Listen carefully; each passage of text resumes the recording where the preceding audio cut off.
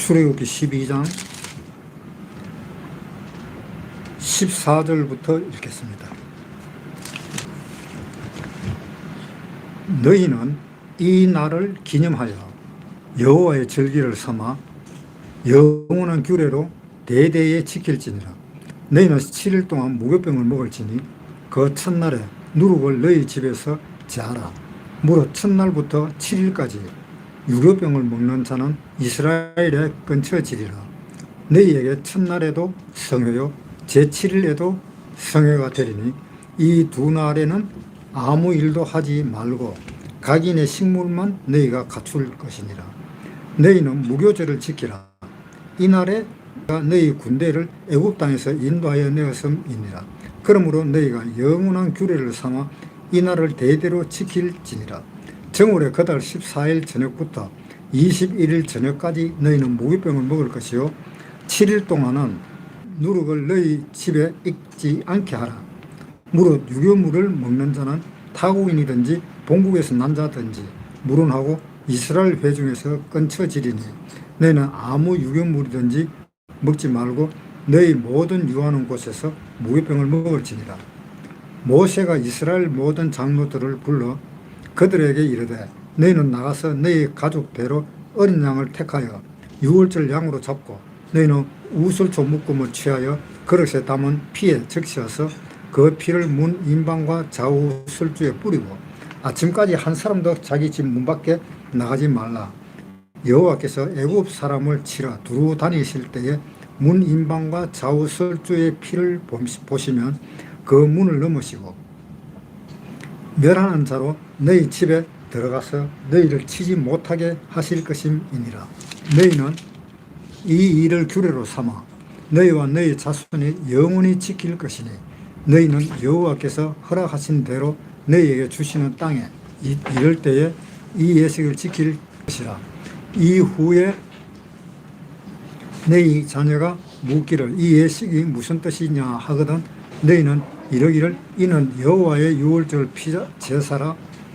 여호와께서 애굽 사람을 치실 때에 애굽에 있는 이스라엘 자손의 집을 넘어서 우리의 집을 구원하셨느니라 하라. 하매 백성이 머리 숙여 경배하니라. 이스라엘 자손이 물러가서 그대로 행하되 여호와께서 모세와 아론에게 명하신 대로 행하니라. 14절 다시 읽겠습니다. 너희는 이날을 기념하여 여호와의 절기를 삼아 영원한 규례로 대대에 지킬지니라. 자, 이날이 유월절인데요. 이 유월절을 지키라. 이스라엘의 모든 절기 중에서 가장 중요한 절기가 유월절입니다. 왜냐하면 유월절은 애굽에서 탈출하여 가나안 땅으로 들어가는 그 과정의 첫 관문이거든요. 그러니까 유월절이라는 것은 첫 관문이기 때문에 우리가 하나님의 자녀가 된다는 것의 첫 관문입니다. 우리가 천국으로 간다는 것의 첫 관문입니다. 그러니까 유월절을 통하지 않고는 천국은 커녕 아무것도 할 수가 없습니다. 그래서 유월절을 통과해야만이 무슨 일이든지 할 수 있을지라도 유월절을 통과하지 않으면 안 됩니다. 그만큼 유월절이 중요한 겁니다. 그래서 유월절이 중요하다는 것은 바로 이스라엘 백성들이 애굽에서 탈출을 해서 가나안 땅에 들어가는 것인데 그것이 바로 뭔가 하면은 우리가 이 세상에서 탈출을 해서 천국으로 가는 관문인 것입니다. 가나안 땅은 천국의 그림자고 또 이 애굽은 이 세상의 그림자입니다. 그러니까 애굽에서 탈출해서 천국 간다는 것은 이 세상에서 탈출해서 천국 간다는 거예요. 이 과정을 거치지 않는 사람들은 절도요 강도라고 이야기했습니다. 자, 한번 보세요. 요한복음 10장 10장 1절 읽겠습니다. 요한복음 10장 1절. 내가 진실로 진실로 너희에게 이르노니 양의 우리의 문으로 들어가지 아니하고 다른 데로 넘어가는 자는 절도며 강도요 문으로 들어가는 이가 양의 목자라. 문지기는 그를 위하여 문을 열고 양은 그의 음성을 듣나니 그는 자기 양의 이름을 각각 불러 인도하여 내느니라. 그러니까 이 문은 예수님인데 이 문으로 통하지 않고 들어가는 사람들은 다 절도요 강도라고 이야기했습니다.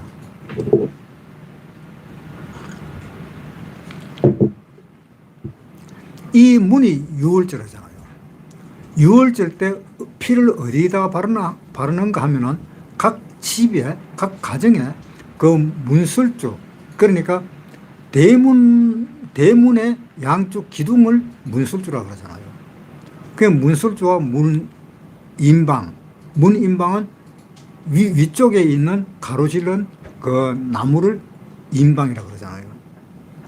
그러니까 문설주와 문인방에다가 피를 다 바르는 거예요.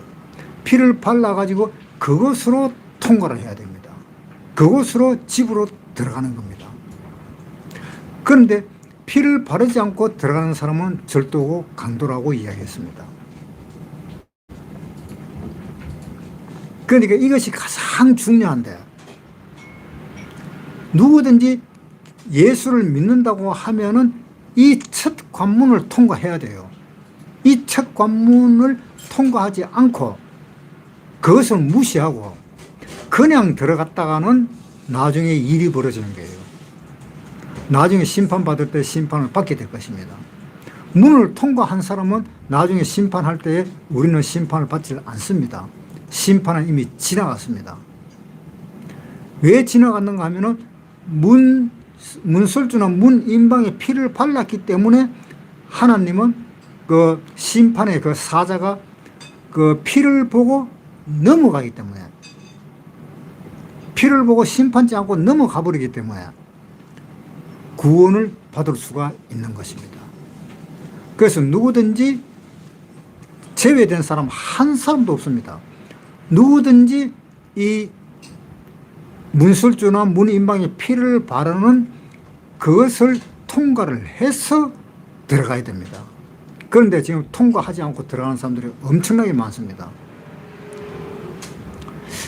이번에 그 전도할 때 35명 중에 33명이 뭐 구원받았다 그러는데, 그것이 사실인지 아닌지는 모르겠지만, 그러나 전도가 끝나고 구원받은 사람 서보라 그러니까 33명이 일어났습니다. 그래서 그 33명이 일어났는 사람들이 다 구원받은 사람이라면 천만다행입니다. 만약에 그 33명 중에도 구원을 받지 못한 사람이 있다면 그거는 완전히 불행이지요. 그래서 예수를 처음 믿기로 시작한 날, 하나님을 처음으로 마주하는 날, 그 날이 있어야 됩니다. 그 날이 없으면 구원받은 것이 아니잖아요. 그 날이 없으면 하나님 편에서는 생명의 기록책에 기록되어 있지 않을 것입니다. 그래서 하나님은 그 양을 부를 때에 일일이 각 사람의 이름을 부른다고 되어 있습니다. 10장 1절에 다시 읽어보겠습니다. 내가 진실로 진실로 너희에게 이르노니 양의 우리에 문으로 들어가지 아니하고 다른 데로 넘어가는 자는 절도며 강도요 문으로 들어가는 이가 양의 목자라. 문지기는 그를 위하여 문을 열고 양은 그의 음성을 듣나니 그가 자기 양의 이름을 각각 불러 인도하여 내느니라. 자기 양을 다 내어놓은 후에 앞서가면 양들이 그 음성을 아는 고로 따라오되 타인의 음성을 알지 못하는 고로 타인을 따르지 아니하고 도리어 도망하느니라. 그러니까 양의 무리에 들어간 사람들은 그 양의 목자, 이 목자의 음성을 다 알아듣는다고 했습니다. 다 알아듣고 그 목자가 가는 대로 양은 따라다닌다고 했습니다. 그런데 구원받은 사람이 양의 음성을 듣지 못하고 그 목자를 따라가지 않고 다른 데로 가는 그 양들은 좀 문제가 있잖아요. 그러니까 그 양들은 그 목자의 음성을 안다 그랬는데 안 따라오는 사람들도 많아요. 그 실질적으로 양을 보면은 그렇지 않는가 봐요.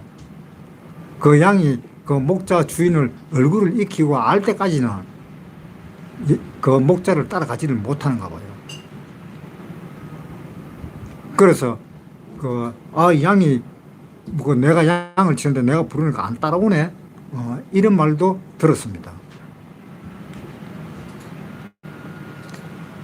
그러나 어쨌든 그 양이 그 목자의 음성을 듣고 얼굴을 마주 대하고 자주 만나면은 아마 그때서는 인지가 되어서 따라갈 것 같아요. 그런데 방금 구원을 받아놔놓고 방금 따라간다 하는 것은 아마 지금 시대에는 조금 힘든 것 같아요. 그러나 어쨌든 나중에 심판받을 때에 하나님의 양무리에 들어가지 않으면은 결국은 심판을 받게 될 것입니다. 베드로전서에 한번 보겠습니다. 베드로전서 2장 25절. 너희가 전에는 양과 같이 길을 잃었더니 이제는 너희 영혼의 목자와 감독 되신 이에게 돌아왔느니라. 이 돌아온 것이 구원받은 거잖아요. 하나님이 사람을 창조해가지고 아담과 하와를 이 세상에 쫓아낼 때에는 그때는 이 양과 같이 길을 잃은 사람입니다. 그러나 아담과 하와는 길을 잃은 것은 아니지요. 하나님이 양의 옷을 입혀서 내보냈으니까 길을 잃어버린 것은 아닌데 그 이하, 그 후에 자녀들이 태어나면서 길을 잃어버린 양들이 엄청나게 많았던 겁니다. 아담과 하와에게 이야기를 듣고 우리도 제사를 지내야 되겠다 하는 그 생각에 가인과 아벨이 제사를 드렸는데 이 가인은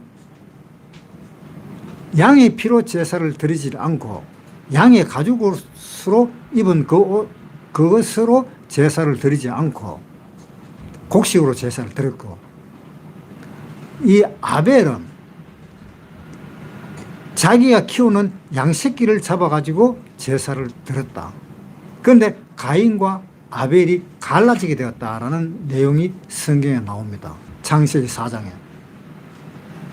가인은 아벨을 죽였습니다. 가인이 아벨을 죽이니까 아벨의 피가 하나님한테 상달이 됐겠지요. 그러니까 하나님이 가인 보고 이야기합니다. 네가 그 아벨을 어디에 놔두느냐? 그러니까는 가인은 내가 내 동생을 내가 지키는 자입니까? 라고 이렇게 반문을 했습니다. 그러면서 모른다라고 이야기를 했습니다. 그러니까 하나님이 가인에게 저주를 내리고,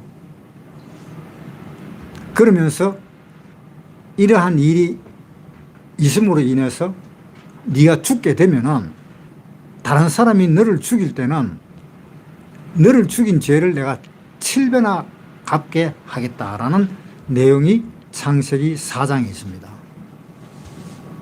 그러니까 가인을 아무도 못 죽이게 한다라는 그런 뜻입니다.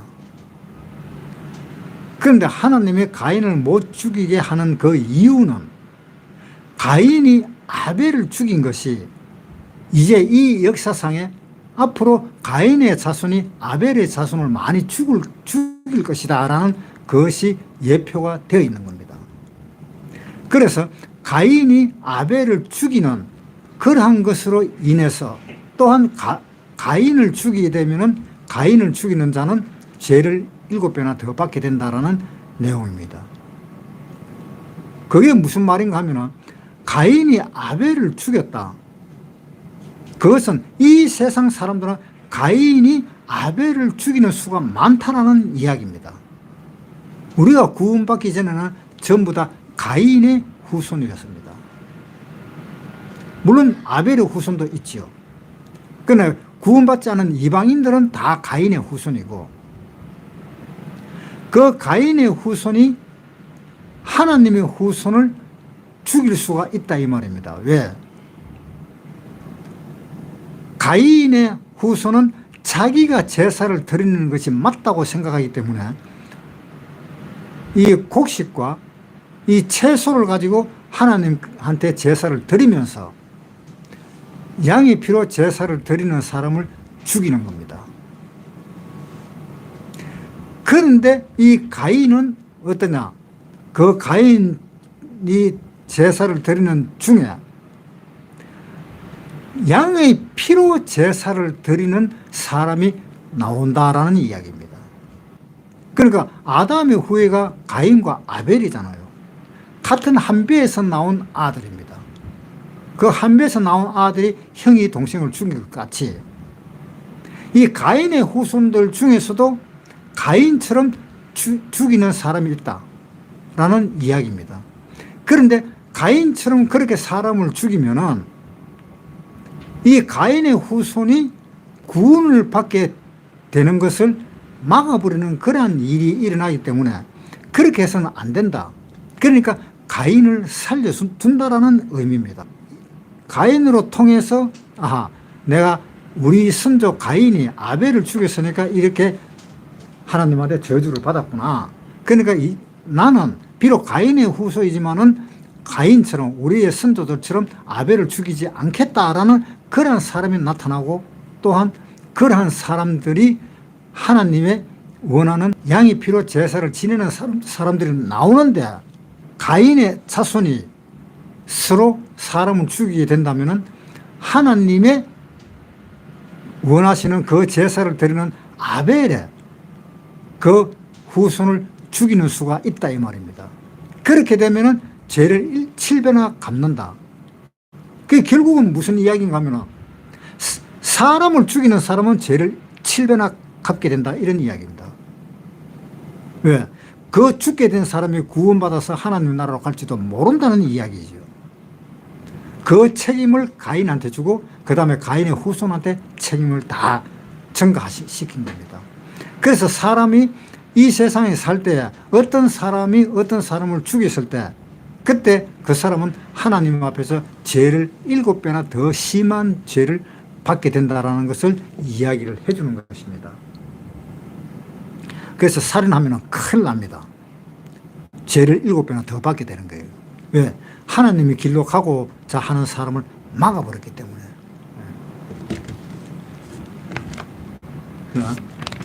출애굽기 다시 보겠습니다. 출애굽기 12장 13절. 나는 여호와라. 내가 애굽 땅을 칠 때에 그 피가 너희 거하는 집에 있어서 너희를 위하여 표적이 될지라. 내가 피를 볼 때에 너희를 넘어가려니 재앙이 너희에게 내려 멸하지 아니하리라. 너희는 이 날을 기념하여 여호와의 절기를 삼아 영원한 규례로 대대에 지킬지니라. 그런데 이 절기 중에서 가장 중요한 절기가 무슨 절기인가 하면은 유월절입니다. 처음에 이야기했듯이 구원을 받지 않고는 아무것도 못한다는 이야기를 했습니다. 그러니까 제일 먼저는 뭐냐? 구원을 받아야 된다는 겁니다. 그게 첫 번째입니다. 천국이라는 것이 두 가지 종류의 천국이 있습니다. 두 가지 종류의 천국이 있는데 한 가지는 정말 하나님과 같은 그 몸으로 천국에서 사는 사람. 하나님과 같은 몸은 어떤가 하면 죽음이라는 것이 없습니다. 요한계시록도 보면 천국은 날마다 해가 있고 밤이 있지 않다라는 그런 이야기도 했습니다. 그 천국은 영원한 하나님과 같은 우리 몸으로 변화된 사람들이 가는 곳이 그 천국입니다. 그런데 천국의 또 한 종류의 천국은 땅에 있는 천국입니다. 그 천국은 어떤 사람들이 가는가 하면 마태복음 24장에 보겠습니다. 마태복음 24장 12절부터 12절 불법이 성함으로 많은 사람의 사랑이 식어지리라. 그러나 끝까지 견디는 자는 구원을 얻으리라. 이 천국 복음이 모든 민족에게 전거되기 위하여 온 세상에 전파되리니 그제야 끝이 오리라. 온 세상에 다 전파돼서 그제야 끝이 오는 시대. 이 시대가 언젠가 하면 7년 대환란에 들어가가지고 7년 대환란이 끝날 때까지 살아있는 사람, 그 사람들이 천국으로 갑니다. 살아있는 사람이. 살아있는 사람이 천국 가는데 이 세상에 인구가 지금 한 70억, 80억 정도를 이야기하고 있는데 이대로 바로 천년왕국으로 들어가게 된다면 천년왕국에서 사는 사람은 얼마나 될까? 물론 천국으로 가는 사람은 이미 다 휴거돼가 가버렸고 나머지 사람이 어느 정도가 죽는가 하면은 약 4분의 1 정도가 죽는 것으로 지금 성경에 나타나고 있습니다. 4분의 1이라 하면은 얼마냐? 약 17억.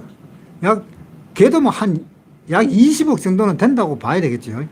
한 20억 정도가 천년 왕국으로 들어갑니다. 천년 왕국으로 들어가면 천년 왕국에서는 죽는 사람이 얼마나 될까? 거기서는 별로 죽는 사람이 없습니다. 그리고 천년 왕국으로 들어가서 천년 동안 살다가 죽는 사람이 별로 없이 그대로 영원한 천국으로 연결해서 영원한 천국으로 들어갑니다. 영원한 천국으로 들어가면 그 영원한 천국에서는 땅에 있는 천국으로 들어가는 거예요. 그래서 천국은 두 가지가 있습니다. 하늘에 속한 천국이 있고 천국이 있고 땅에 속한 천국이 있습니다.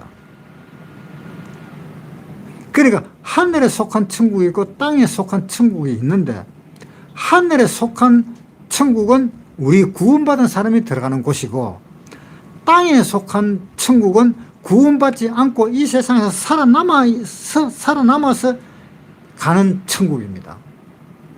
그 사람은 땅에 있는 천국으로 들어갑니다.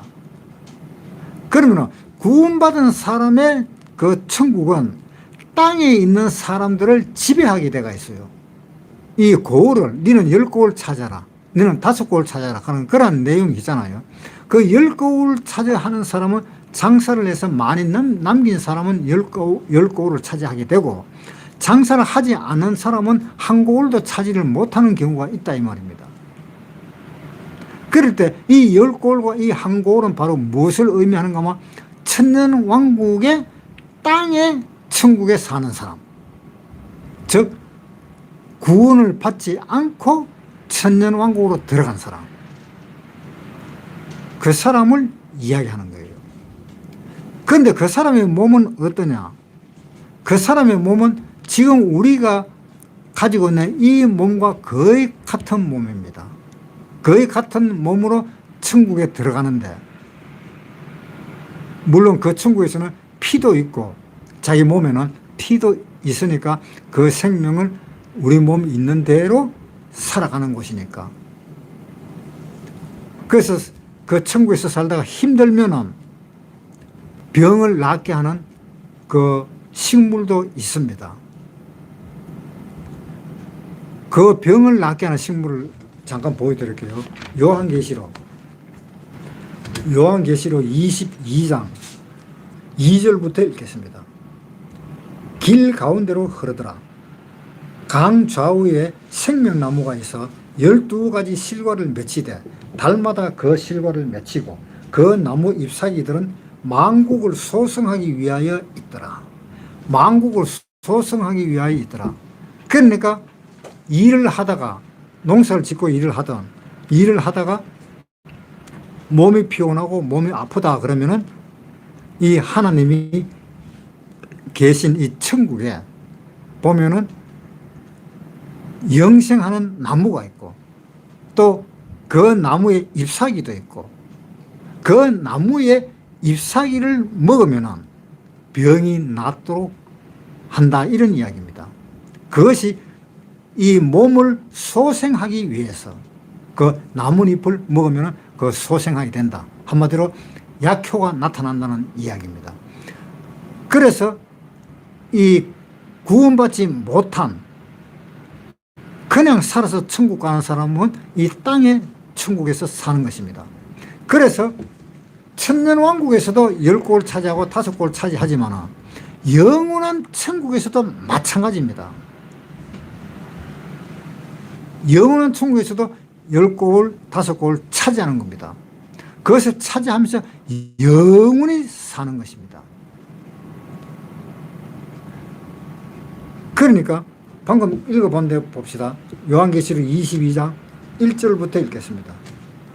22장 1절. 또 저가 수정같이 맑은 생명수의 강을 내게 보이니 하나님과 및 어린 양의 보좌로부터 나서 길 가운데로 흐르더라. 자, 여기 어린 양의 보좌가 나옵니다. 어린 양의 보좌라는 것은 예수님이잖아요. 예수님이 어린 양이잖아요. 그러니까 예수님의 피로 우리는 구원받았다라는 것을 그 하나님의 보좌에 그렇게 나타난 거예요. 그렇게 나타나서 그대로 영원히 우리는 구원받는 거예요. 하나님의 보좌로 피를 받았다는 것이 그 하나님의 보좌에 그렇게 나와 있는 거예요. 어린 양의 보좌다라고 아예 이름을 그렇게 이야기한 거예요. 어린 양의 보좌와 하나님의 보좌. 그러니까 그 보좌 하나로 어린 양도 보좌고 하나님의 보좌고, 그러니까 결국 어린 양이나 하나님이나 같다 하는 이야기예요. 그러니까 우리는 예수님의 피로 말미암아 구원받았다는 것이 영원히 기록된 거예요. 그래서 이 구원받은 사람이 천국에 가는 것은 그런 천국에 가는 겁니다. 그 영원한 천국에서 땅에 있는 천국에 거하는 그 천국에 가는 것이 아니고 그 천국을 우리가 지배를 하는 거지요. 그래서 우리는 하나님과 같은 몸이 되는 겁니다. 하나님과 같은 몸이 되기 때문에 우리 몸은 피가 없습니다. 피가 없기 때문에 우리 몸은 영원히 사는 겁니다. 피는 언제 없어졌느냐? 예수님이 십자가 못 박힐 때 그때 예수님의 피가 없어짐으로 인해서 우리 피도 없어진 거예요. 그래서 예수님은 피를 다 흘리고 피가 없이 하늘나라로 올라가신 거예요. 그것은 바로 우리도 예수님과 같이 십자가에 못 박혀서 그 피가 우리의 피도 없어지고 하늘로 올라간 것과 같은 것입니다. 우리 영혼이 하늘나라로 갔습니다. 우리 육체가 바뀌어질 때는 이제 피는 없습니다. 우리 육체는. 예수님이 십자가에 돌아가실 때 그때 다 흘려버렸기 때문에. 그래서 우리는 천국에 아니라 어디서든지 우리는 하나님의 형상을 닮아서 가고 싶은 대로 다 갈 수가 있습니다. 어떻게 가고 싶은 대로 가느냐? 우리가 생각을 한번 해봅시다. 우리가 과거로 돌아가려면 갈 수가 있습니다. 내가 어릴 때에 엄마 아빠하고 어떻게 있었다라는 것을 기억을 하면은 그 기억 자체가 바로 옛날로 돌아가 버립니다. 그리고 우리 미래에도 마찬가지입니다. 미래에 예를 들어 북두칠성에 가면 어떨까 하는 그 생각을 할 때는 우리 머리에 우리 마음은 이미 북두칠성을 가가지고 있습니다. 내가 부산에 가면 어떨까 싶으면 벌써 이 내 마음은 부산에 가 있습니다. 그것처럼 우리 몸은 하나님의 몸처럼 그렇게 움직이는 겁니다. 생각과 똑같이 그렇게 움직여버려요.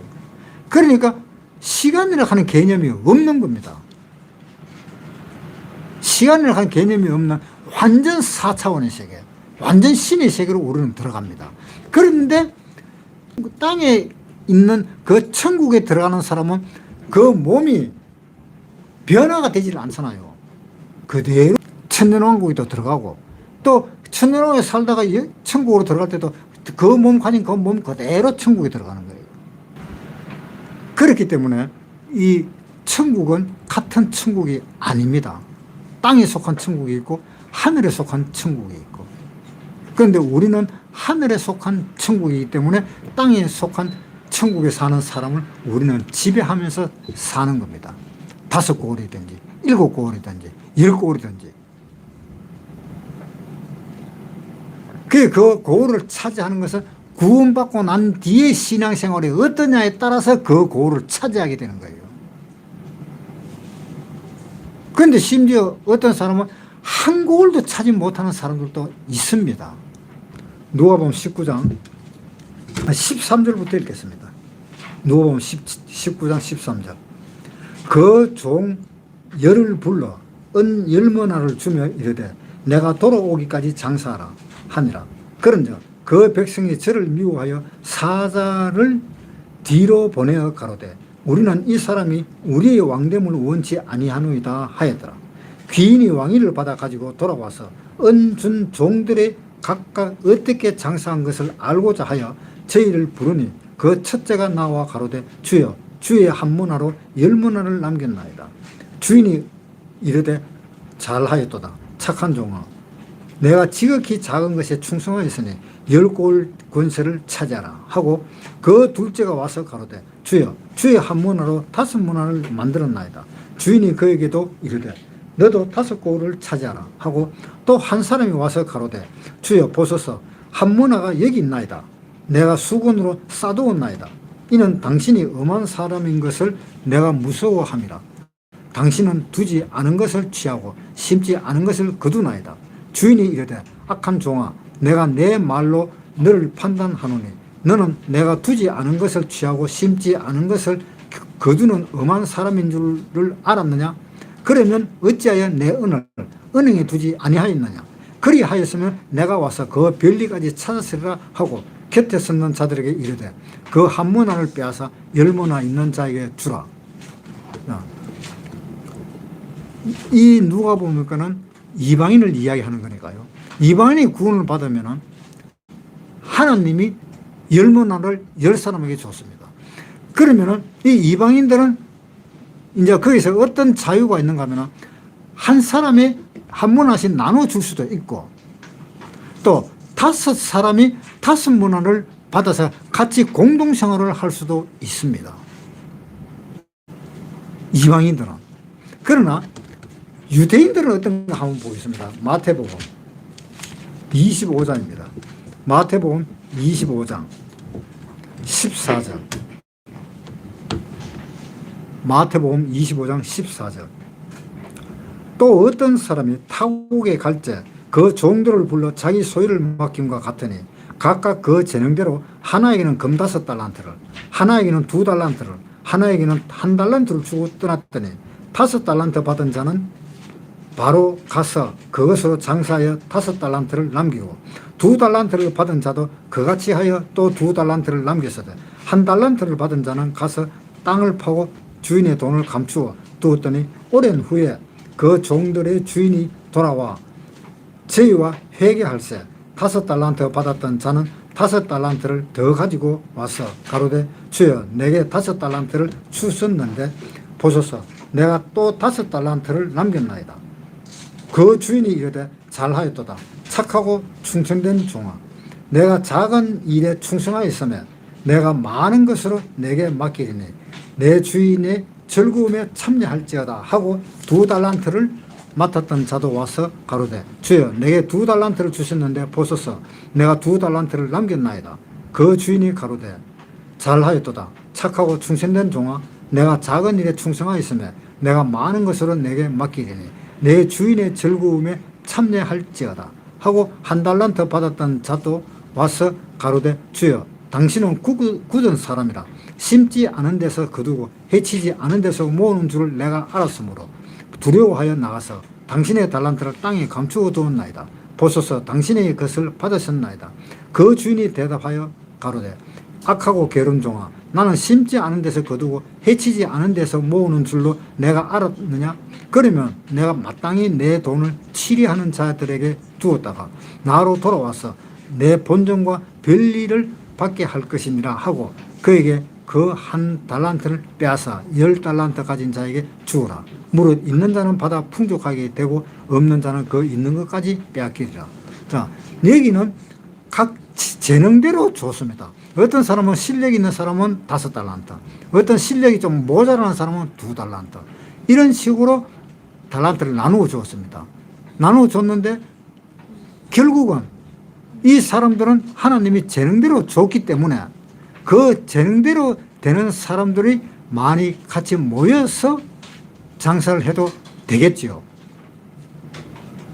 그래서 그 모여있는 사람들에게 같이 붙어서 장사를 해도 될 수는 있습니다. 그러나 이 누가복음에는 완전히 자율적으로 되어 있잖아요. 누가복음 19장에 다시 보겠습니다. 누가복음 19장 13절. 누가복음 19장 13절. 그 종 10불러 10머나를 주며, 자, 그 종을 10불러 10머나를 줬다라고 했잖아요. 마태복음은 재능 있는 대로 줬고, 누가복음에는 재능이 뭐고 필요 없이 10머나에게 너가 갈라 하든지 막 같이 뭉치가 하든지 멋대로 장사를 해라 라는 그러한 뜻으로 10머나를 10사람한테 줬잖아요. 이 이방인들이 구원받은 사람들은 장사를 자기 원하는 대로 할 수가 있습니다. 아, 나는 장사할 실력이 없다. 그러면 같이 묶어버리는 거예요. 5명이 묻히든지 10명이 묶이든지 같이 묶어서 장사를 하면 돼요. 그러면은 결국은 그 묶어서 장사를 했을 때에 그 장사해서 남는 이익금은 어떠냐? 다 갈라간다는 겁니다. 다 갈라가고 다 똑같이 된다는 거예요.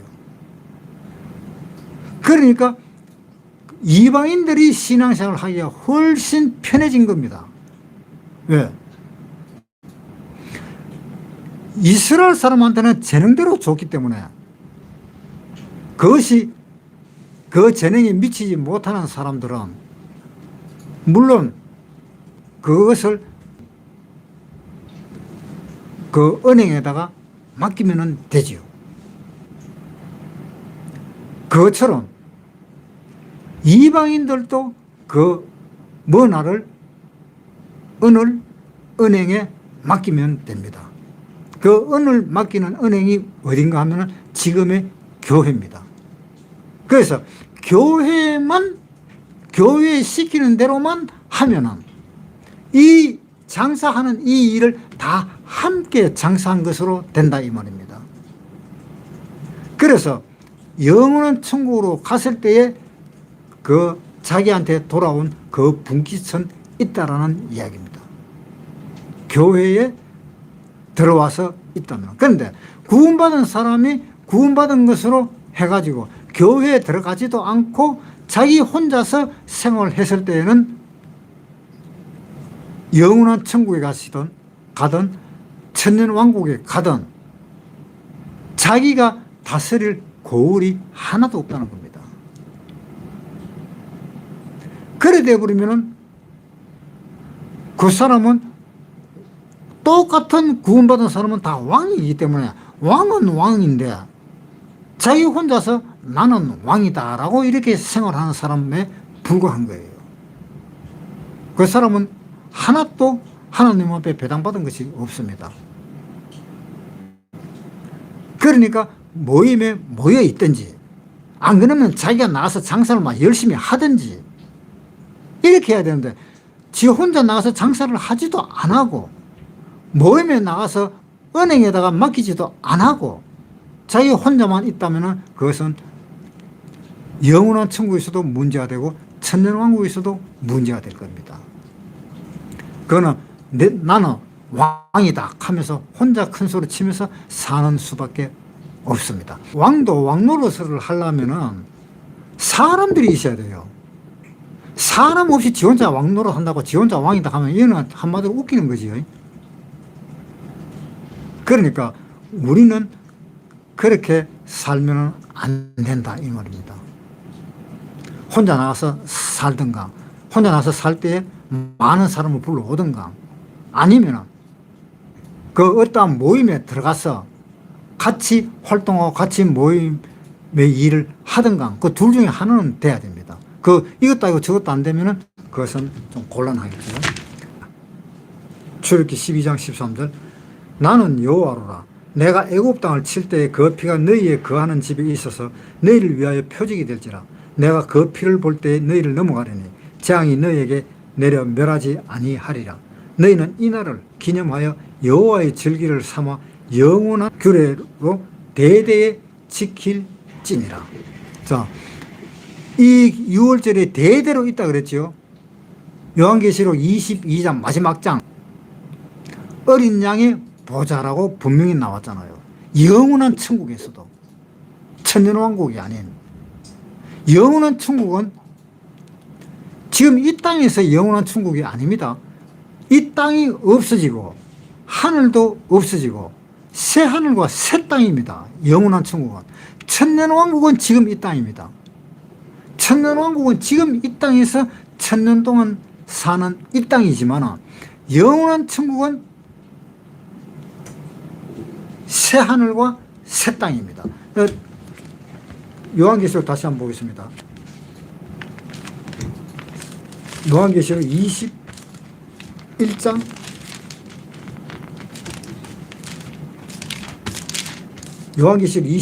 1절 읽겠습니다. 요한계시록 21장 1절. 또 내가 새 하늘과 새 땅을 보니 처음 하늘과 처음 땅이 없어졌고 바다도 다시 있지 않더라. 바다도 없어지고 새 하늘과 새 땅이 나타납니다.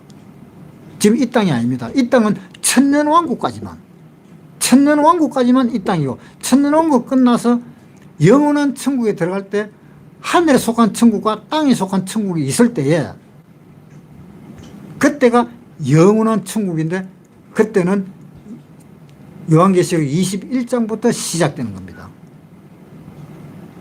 영원한 천국은. 그러니까 이 땅이 아닌 영원한 천국에서 땅에 속한 사람과 하늘에 속한 사람이 있다라는 것을 기억을 해야 돼요. 출애굽기 12장 다시 넘어갈게요.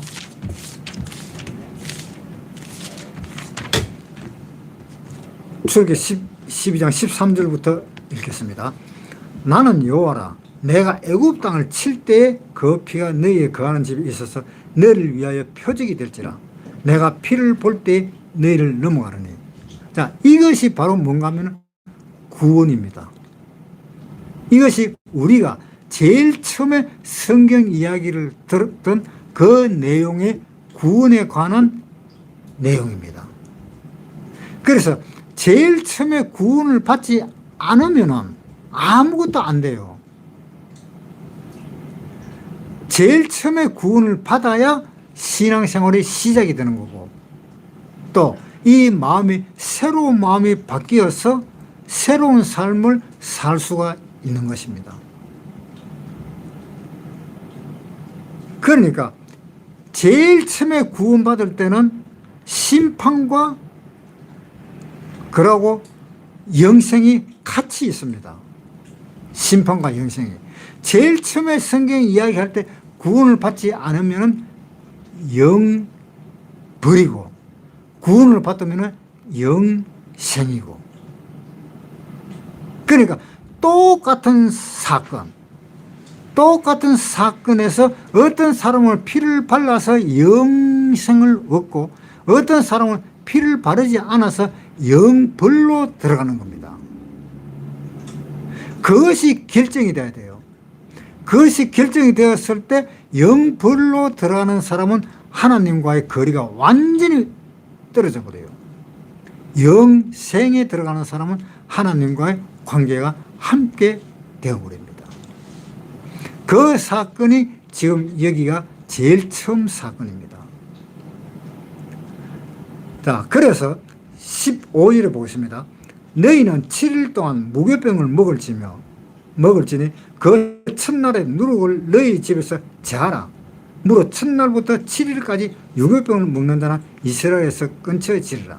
자, 이 6월절 저녁에 무교병을 먹으라라고 되어 있습니다. 유교병과 무교병은 어떤가 하면은, 유교병은 누룩이 있는 떡, 누룩이 들은 떡을 유교병이라 그럽니다. 누룩이 없는 떡을 무교병이라 그럽니다. 여기서 무교병, 유교병, 병이라 하는 말은 떡변자입니다. 이 유교병은 맛이 있잖아요. 어떻게 맛이 있어요? 발효시켜서 만든 빵이잖아요. 발효시켜서 만든 떡이잖아요. 그거는 맛이 있습니다. 이 유교라 하는 거, 유교병은 이 세상에 있는 누룩을 의미합니다. 무교병은, 이 무교라는 것은 누룩이 없는 떡입니다. 누룩이 없는 것이에요. 누룩이 없는 것은 맛이 없어요. 그런데 유교병은 맛있는데 무교병은 맛이 없기 때문에 사람들은 이 유교병을 좋아해요. 그것이 맛이 있으니까. 그래서 예수님이 돌아가신 날 그 저녁이 바로 우리가 무교병을 먹는 날입니다. 그래서 무교병은 맛이 없는 대신에 신령한 떡입니다. 하나님의 떡입니다. 무교병은. 이 출애굽을 해갖고 광야로 들어갔을 때에 만나를 줬잖아요. 만나가 하나님이 주시는 신령한 떡이고, 그래서 그 신령한 떡을 먹고 살았는데 그 신령한 떡은 맛이 없어요. 그래서 광야 생활할 때 우리는 애굽에 있을 때 외와 수박을 먹었다, 그런 이야기가 나오잖아요. 그러니까 이 유교병을 먹지 말고 무교병을 먹어라, 하나님의 신령한 떡을 먹어라, 이런 뜻입니다. 그 하나님의 신령한 떡이 바로 뭔가 하면 예수님의 몸입니다. 예수님의 몸을 먹으라 하는 것은 예수님의 몸을 먹으라는 그 몸을 이야기하는 것이 아니고 예수님이 주시는 말씀을 이야기하는 겁니다. 몸을 막 뜯어먹는 그런 것이 아니고 예수님의 말, 하나님의 말씀을 먹는다라는 그런 뜻입니다. 그래서 그 무교병을 먹으라는 겁니다. 무교병은 발효를 시켜야 되는데 발효시키려고 하면 시간이 너무 걸리니까 무교병을 먹으라라고도 이야기를 합니다. 왜냐하면 하나님이 이스라엘 탈출을 두고 있는데 양의 피로 문설주가 문 인방에 발랐는데 이제는 탈출을 해야 되는 시간인데, 탈출을 해야 되는 그 시간이 언제일지는 몰라도 곧 오는데 거기에 유교병을 만들어 가지고 그 다 부풀어 오르도록 그 떡을 먹을 그 시간적인 여유가 없다는 뜻입니다. 그 시간적인 여유가 없기 때문에 무교병을 먹으라 하는 말이 나오는 겁니다. 무교병은 발효가 안 되기 때문에 그는 그대로 해서 떡을 먹으면 됩니다. 발효를 안 시키도. 그 맛이 없는 대신에. 그러나 그것은 하나님이 주신 신령한 떡이다, 이 말입니다. 그래서 한번 봅시다. 출애굽기 12장 5절부터 읽을게요. 12장 5절. 너희 어린 양은 허묻고 1년 된 수컷으로 하되, 너희 어린 양은 허묻고 1년 된 수컷으로 해라. 허묻다 하는 말은 죄가 없다 하는 이야기입니다. 예수님은 죄가 없잖아요. 그러니까 죄가 없고 또 1년 된 수컷으로다. 1년 된 수컷이라고 하는 것은 혈기 왕성할 때를 이야기하는 겁니다. 사람이 혈기가 왕성할 때가 아마 30살 정도가 되었을 때에 혈기 왕성한가 봐요. 양은 1년 됐을 때 혈기가 왕성한가 봐요. 그래서 혈기 왕성할 때, 1년 되었을 때, 그때 양이나 염소 중에서 치해라. 원래 양을 치하라고 되어 있는데 양이 돈이 조금 더 나갑니다. 염소보다.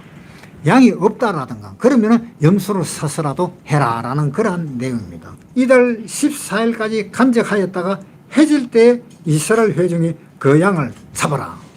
해질 때에 양을 잡으라고 그랬습니다. 해질 때에 예수님이 잡혀서 죽게 됩니다. 그런데 예수님은 언제 죽게 되었느냐 하면은 아침에 죽게 되었습니다. 거의 12시에 십자가에 못 박혀서 죽게 되었습니다. 그런데 해질 때에 양을 잡으라 그랬습니다. 예수님은 대낮에 12시에 잡혀서 못을 박았습니다. 그러면 예수님은 양으로 이 세상에 오셨는데 12시에 못을 박혀서는 안 되잖아요. 12시에 해가 중천에 떠가 있는데. 그러니까 하나님이 그때 어떤 상황을 만들었는가 보겠습니다. 마태복음 27장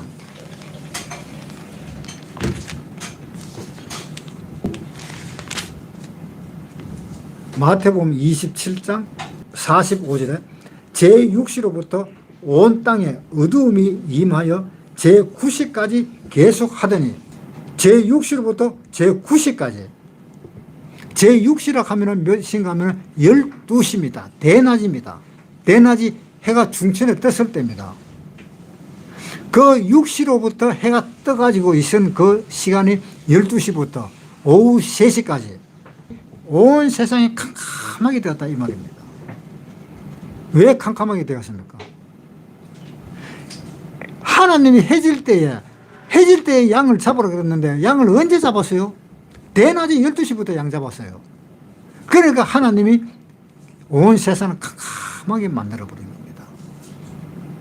온 세상을 캄캄하게 만들어서 오후 3시에 다시 빛이 비치게 만드는 겁니다. 그 오후 3시에 다시 빛이 비치는 그 빛이 하루를 더 잡아버린 거예요. 이틀 돼버린 겁니다. 이 한 날이. 그래서 예수님은 하나님의 어린 양이라 하는 것을 하나님이 증명을 했고 3일 동안 예수님은 산다라고 되어 있습니다. 땅 속에 들어가서 3일 동안 마태복음 12장 마태복음 12장 39절부터 읽겠습니다. 예수께서 대답하여 가라사대 악하고 음란한 세대가 표적을 구하나 선지자 요나의 표적밖에는 보일 표적이 없느냐. 요나가 밤낮 사흘을 큰 물고기 뱃속에 있었던 것 같이 인자도 밤낮 사흘을 땅속에 있으리라. 자, 인자도 밤낮 땅속에 사흘을 있는다고 이야기했습니다. 그런데 금요일부터 토요일 아침까지는 며칠입니까? 밤을 며칠 보냈어요? 금요일 하루, 토요일 하루, 그 다음에 일요일날 새벽에 부활 해버렸잖아요. 땅속에 이틀밖에 안 있었잖아요. 금요일 하루 하고 토요일 하루 하고 그 다음에 일요일이야. 일요일날 새벽에 예수님이 부활해버렸어. 그런데 밤을 갖다가 땅속에서 2분밖에 안 있었잖아요. 그 2분밖에 안 있었을 때에 하나님은 금요일날 온 천지가 6시부터 9시까지 캄캄하게 만들고 제3시에 있을 때 다시 해가 떴잖아요. 금요일날 날짜는 이틀을 잡아먹은 겁니다. 그래서 금요일날 예수님이 십자가에 못 박힐 때 그때 하루, 그 다음에 온 땅이 컴컴할 때 그때 하루, 그 다음에 토요일날 하루, 그 다음에 일요일날 새벽에 부활해버렸잖아요. 그래서 금요일날은 이틀을 잡아먹었다고 계산을 해야 됩니다. 금요일 하루로 계산했다 하면 계산 틀려요. 예수님은 이틀 만에 부활한 거로 그렇게 되는 거예요. 그러니까 자, 출애굽기 12장에 다시 보겠습니다. 12장 6절 이달 14일까지 간직하였다가 해질 때에 이스라엘 회중이 그 양을 잡고 이제 예수님이 돌아가신 겁니다. 이 양이 예수님이니까 그 양을 잡고 그 양을 잡았을 때에 하나님은 온 세상을 캄캄하게 했다는 거. 그 양을 잡고 그 피로 양을 먹을 집 문 좌우 설주와 임방에 바르고 그 밤에 그 고기를 불에 구워 무교병과 쓴나물과 아울러 먹되 고기를 불에 구워 먹으라 그랬습니다. 고기를 불에 구워 먹었을 때에 이 고기를 구웠을 때에 어떻게 구웠을까?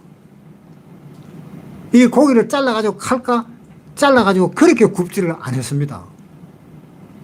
칼까 잘라갖고 팔, 다리 이런 거 다 잘라가지고 하나씩 이렇게 그렇게 굽지를 안 했다고 생각을 합니다.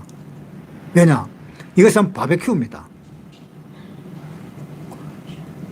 이 대창으로 나무창으로 입에서부터 항문까지 찔러가지고 그래서 바베큐로 구워 먹은 것이라고 생각을 합니다. 왜냐? 불에 구워 먹었을 때 그 바베큐 그 창이, 나무창이 뭘 의미하는가 하면은 십자가를 의미하는 거예요. 그 나무창은. 십자가에 달린 예수님을 의미하는 겁니다. 그래서 십자가에서도 다리를 꺾지를 않았습니다. 예수님은. 그 대창으로 양을 구워 먹을 때 입에서부터 항문까지 찔렀을 때에 그 양의 다리를 꺾을 사람이 있겠어요? 없잖아요. 그러니까 예수님이 다리를 꺾지 않았다. 요한복음 19장 32절. 군병들이 가서 예수와 함께 못 박힌 첫째 사람과 또 그 다른 사람의 다리를 꺾고 예수께 이르는 이미 죽은 것을 보고 다리를 꺾지 아니하고 그 중 한 군병이 창으로 옆구리를 찌르니 곧 피와 물이 나오더라. 자, 여기에 예수님은 창으로 옆구리를 찔렀지만 이 다리를 꺾지 않았다라고 나오지요. 그 꺾지 않았다 하는 건 뭐 때문에 꺾지 않았다라는 것은 제가 다음 시간에 이야기하겠습니다. 오늘은 여기서 마치겠습니다.